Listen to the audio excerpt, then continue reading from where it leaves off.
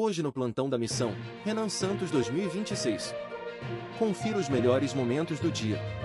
Tem um elemento assim, ou a gente é glorioso como nação, ou a gente não será nada. Um amigo nosso, ele fez uma pesquisa simples e ele fez um artigo bem interessante sobre isso. Dentre as nações com território de... Agora eu não sei, agora esqueci a quilometragem, né, os metros quadrados, mas dentre as nações com maior território do mundo, dentre as nações com um PIB maior do que acho que 1,8 trilhões, e dentre as nações com população maior do que 200 milhões, do que 120 milhões de habitantes, existem 5 nações que, dentre de todas essas, existem 4 que têm bomba atômica e uma que não tem, que é incapaz de se defender. As outras são Índia, China, Estados Unidos, Rússia, e aí vem o Brasil. A gente pode contar a União Europeia como território, aí tem a França, a Inglaterra que tem arma nuclear. Eu nem era um defensor da ideia de armamento nuclear, nem achava que era um tema a ser discutido. Mas no mundo que está vindo aí, o Brasil ele tem todos esses predicados que você lançou, e a gente é incapaz, eu volto a colocar, incapaz de se imaginar grande. E ao não se imaginar grande, a gente acaba ficando pequeno diante dos desafios. Vamos começar com o corte então do homem? Vamos.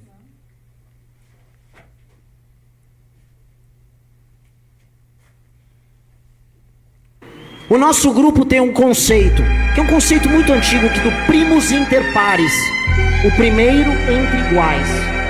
Entre iguais, porque somos iguais, e o que eu vejo aqui são soldados e irmãos da minha causa.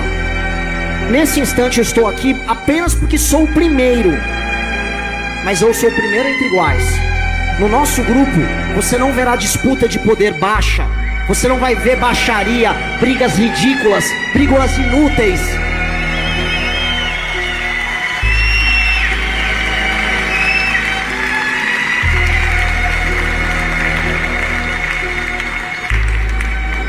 Nós não nascemos pela briga vazia pelo espaço de poder.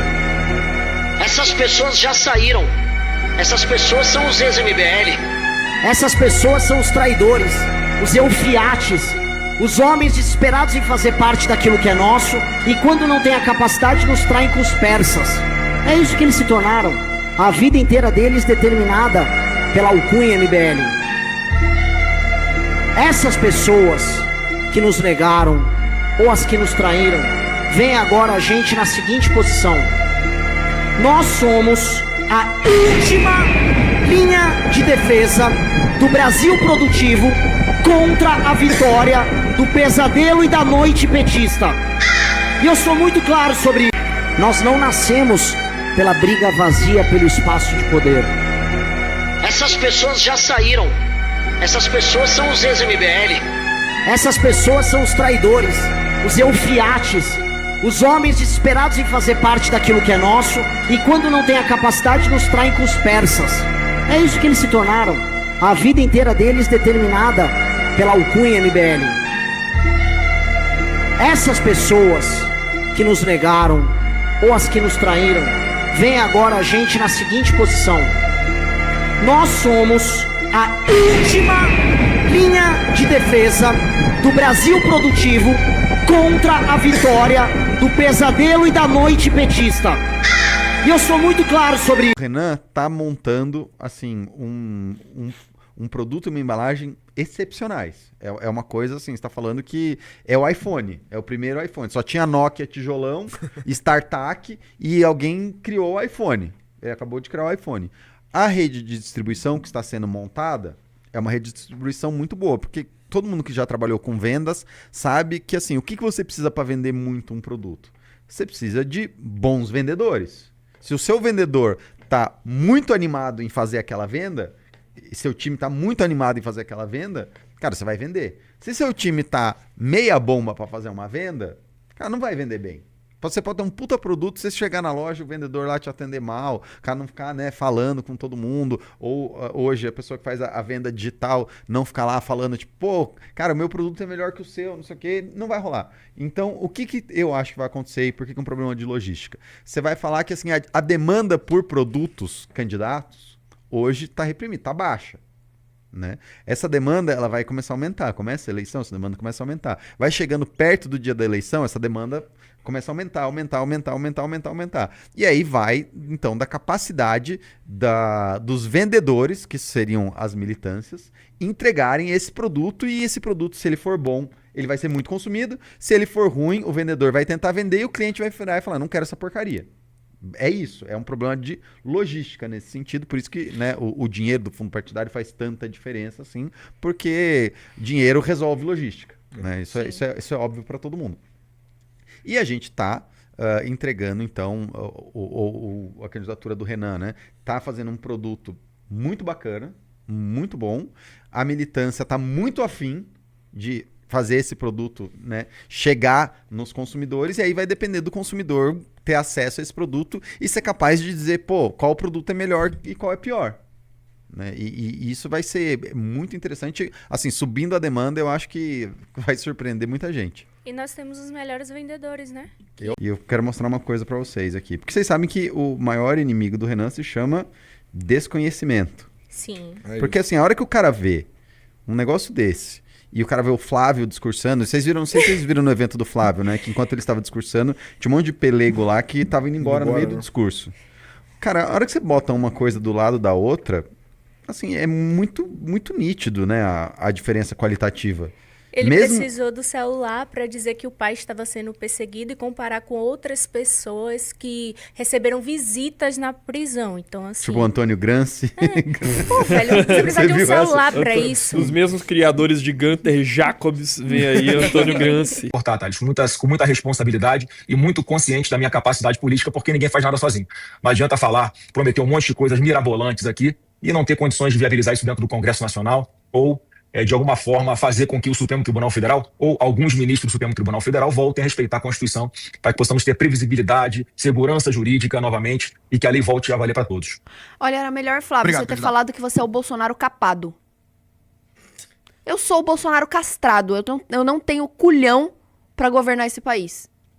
Eu só tô aqui porque eu tenho o sangue do meu pai. Era mais bonito você ter sido honesto e falado isso. Porque essa resposta sua foi a pior resposta que eu já vi.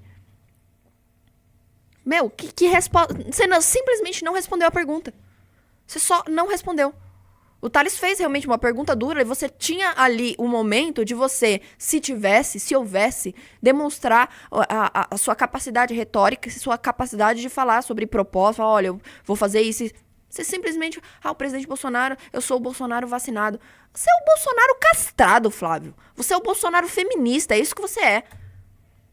Você não tem a menor condição de governar esse país. Você sabe, eu sei, o seu pai sabe e toda a equipe que você falou que tá com você sabe também. Você não tem a menor capacidade. Você não tinha capacidade nem para ser deputado, você não tinha capacidade nem para ser senador. É uma vergonha que o Brasil tenha na vida pública, com 24 anos de carreira, uma pessoa podre como você. É uma vergonha. Só pelo que você falou aí, a gente consegue ver o quão falho é o nosso sistema, é a nossa população. O quão falha é a nossa população, que permite que uma pessoa como você, totalmente incapacitada, esteja na vida pública por 24 anos, sendo eleito e reeleito várias vezes. O rapaz colocou aqui no chat que ele falou aqui, ó, que ele falou do... eu fui eleito e reeleito deputado no Rio de Janeiro. Meus parabéns! Quantas propostas você aprovou? Quantas propostas você aprovou, Flávio? Quantas leis você passou? O que você fez de verdade no Rio de Janeiro que transformou o Rio de Janeiro num estado melhor? Qual foi a sua atuação política? Zero. O que você fez como senador, Flávio? Nada. O impeachment do Alexandre de Moraes, você foi o último a assinar. Quando já não tinha mais jeito. Nenhum momento você teve capacidade para fazer um discurso no palanque que fosse forte, que defendesse algum posicionamento seu. Porque você é fraco, Flávio. Você é podre. Você é o que sobrou. Você é o que deu para pôr. Só para não ter nada. Porque era melhor ter você do que nada. É isso que você é. Você é um incompetente. E você sabe disso. Por isso que você tem medo de encarar as pessoas presencialmente. Por isso que você tá cagando de ir no debate com o Renan. Porque você sabe, no fundo não, na superfície, que você não vale nada, que você é incapaz. É muito bom você vir se vangloriar falando, eu tô 24 anos na vida pública, eu sei como funciona a sujeira de Brasília. A gente sabe que você sabe como funciona. Você sabe muito bem como funciona a sujeira de Brasília, né? Se tem uma coisa que você sabe é como funciona a sujeira de Brasília. Agora, resultado prático, esse aí você não tem pra mostrar. Você poderia ter falado, você poderia ter respondido falando assim, olha, é o seguinte, trago os valores do meu pai, valor da família, Deus, pátria, família, lá, essa porra que vocês gostam de falar, mas tenho atuação política na vida pública há tantos anos. No meu primeiro mandato de deputado estadual lá no Rio de Janeiro, eu fiz isso, fiz tal projeto. O Rio de Janeiro ficou melhor nisso por conta de projetos meus que aprovei. Depois fui senador, fiz isso para melhoria do país, pedi impeachment de ministro. Você poderia ter dado essa resposta, mas você não fez nada disso, né, Flávio? Você ficou encostado uma mano na teta. É isso que você fez todos esses anos. E qual que foi uma das suas últimas atuações como senador? Votar a favor de um projeto ridículo como o projeto da misoginia, porque você não tem culhão para votar nenhum projeto que você é claramente contra. Por isso que eu falo, repito, Flávio Bolsonaro, você é o Bolsonaro sem culhão, você é o Bolsonaro castrado, você é o Bolsonaro feminista, você não é só o Bolsonaro vacinado. Você é o Bolsonaro incapaz. Não que seu pai fosse muito capaz também. Porque ele chegou lá tomando um movimento que não era nem dele. Tanto que ele foi tão incompetente que nem a reeleição ele conseguiu fazer. E agora ele quer colocar você, né? Porque é o que deu. Pra tentar entrar no lugar dele. Na verdade, assim, eu acho que o Jair Bolsonaro não deve estar nem aí pra isso. Ele tá preso, fudido, doente, velho. Lá, podre. Ele deve estar, mano, deixa o Flávio mesmo. Vai. É o pior que a gente tem, mas é o que tem. É isso que você é. Enfim, vamos aos PIMs? Quem governa, mas nunca assinou uma folha de pagamento relevante.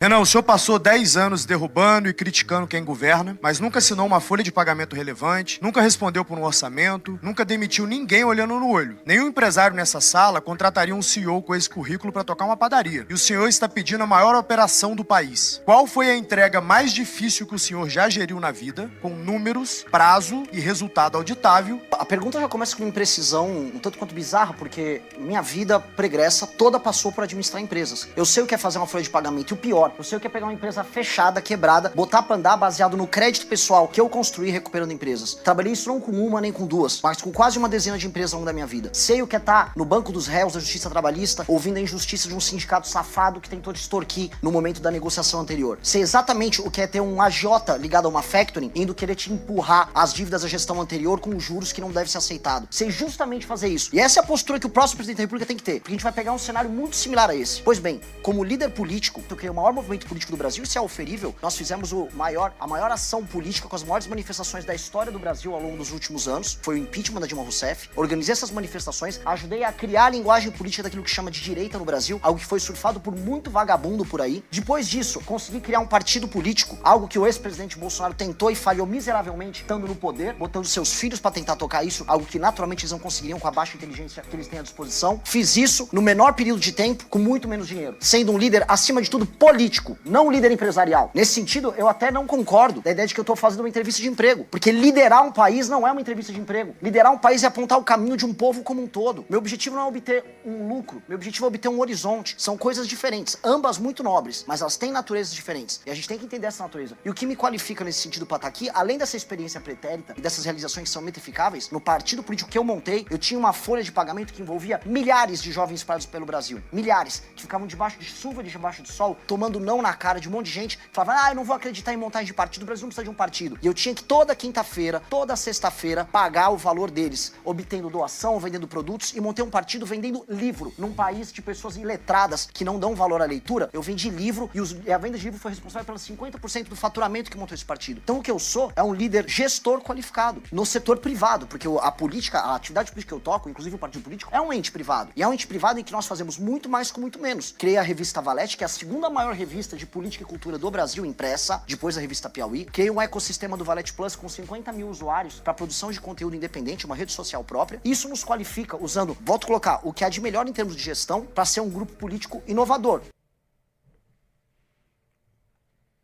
Acho que foi boa. Se inscreva no canal para acompanhar os próximos cortes do Missão. Até a próxima!